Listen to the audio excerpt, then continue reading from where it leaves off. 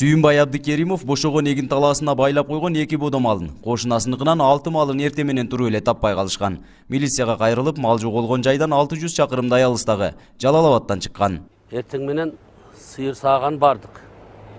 Барсак, байлоодогу сыйлар жок. Анытты аренда жерибизде.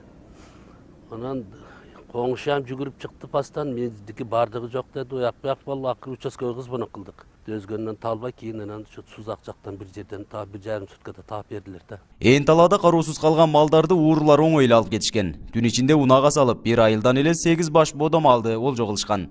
Милициянын ыкчам аракеттери менен кармалып тийиштүү чаралар көрүлүүдө. Бардыгы болуп 8 мал уурулуп болгон экен.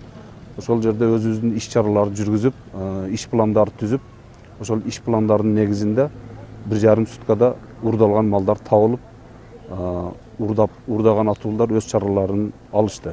Мал уурулуктарын болтурбоо үчүн жергиликтүү бийликте түшүндүрүү аракеттерин көрүп баштаган. Бирок мал ээлеринин кайдыгерлиги себептүү малдар эгин талааларында кароосуз багылууда. Элдерге түшүнүктөрүн жүргүзүп, талаага таштабагыла, өзүңөргө сак боло деген немелер айтылып атат. Бирок эми күндө үйүнө алып келип алып барыштаган бир 10-15 бодо мал адамга кыйынчылык экен.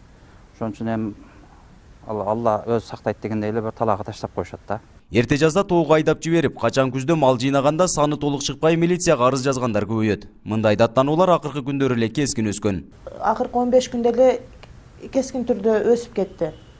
Себеби бул айларда жайлоолордон, жайыттардан малдар түшөт дагы, элдер кайсы мезгилде малын жоготкондугуну так билишпейт. Ошо жайытка кошкондо келишимсиз жөнөтүшөт дагы жайыттарга.